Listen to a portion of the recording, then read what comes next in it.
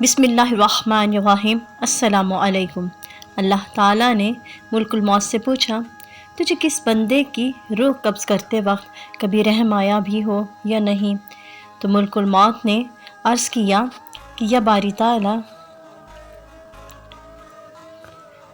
مجھے 2 انسانوں کی جان نکالنے میں بہت دکھ ہوا تھا۔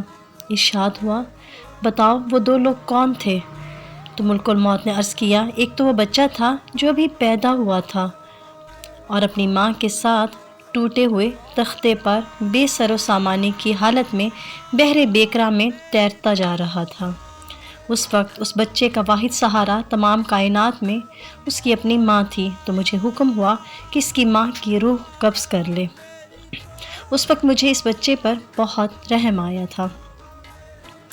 اور باری تعالیٰ دوسرا ایک بادشاہ تھا جس نے کمال آرزو میں ایک شہر بنوایا تھا، ویسا شہر دنیا میں کہیں نہیں تھا۔